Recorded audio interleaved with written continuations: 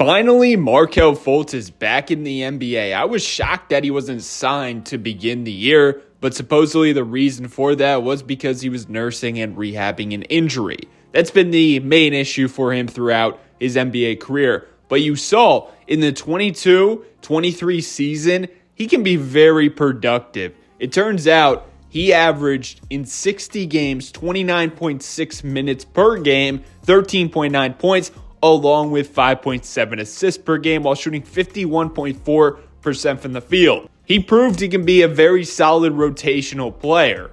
Unfortunately, last year his minutes went down, injuries came up here and there, so his production dropped off a bit. But overall, I really like his fit with the Kings. He's a taller, bulkier guard. He will bring a different dynamic body-wise than Malik Monk, Keon Ellis, and even Zach LaVine. Really brings more size and strength to that guard rotation. But let's start out with his offense. His two best assets as a player on that end can really work in their offense, in my opinion. Number one, his playmaking ability. Taking you back to his career year in 2023, he was averaging 10.4 potential assists per game, which led the Magic. Even last year, he was top 4 in that category in much less minutes than the 3 players above him. And as you can see in the highlights, some of these passes are really impressive. They're not basic passes. Instantly for the Kings, he becomes one of the better passers on the team as a driver. His other great NBA skill is finishing around the basket. He flashes that number 1 pick athleticism, speed, touch, and thrives as a finisher. You see it in the stats as well. Last season, he shot 3.4 shots in the restricted area per game, 60.7%. The year before that, his career year, 4.2 shots while shooting 64.8% in the restricted area. He was also really efficient in the paint. In 2023, 3 field goals attempted per game there while shooting 50.3%.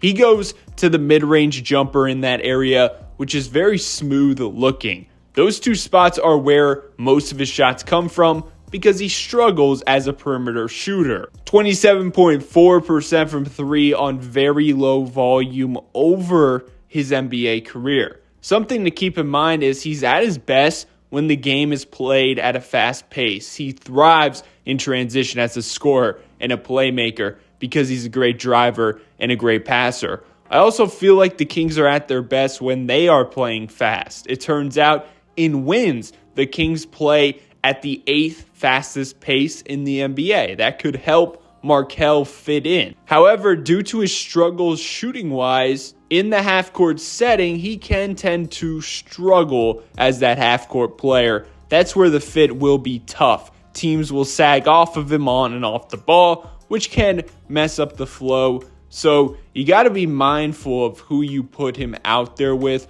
For example, if you play him with DeMar DeRozan and Sabonis, all low-volume shooters from the three-point line, you're probably not going to get the best out of him. Offensively, in the 2023 season, he was a great cutter, 1.41 points per possession in that situation, good for 72.6 percentile. So at his best, that's how he finds a way to be useful without the ball. I'm sure when he doesn't have the rock, the Kings will have him screening, rolling, and trying to get him in situations where he's operating in the short roll, or he's just going to stand in the dunker spot.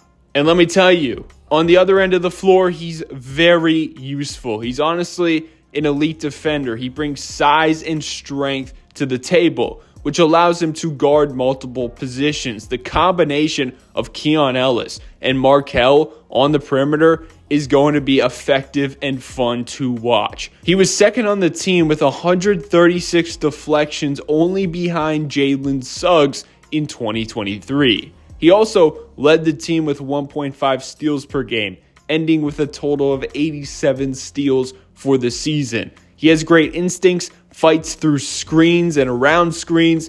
The Kings need help defensively, so he should help. It's a great low-risk, high-reward type of signing, in my opinion. I hope he exceeds expectation because he's been through it all injury-wise, and he deserves a break. Let me know your thoughts below in the comments section.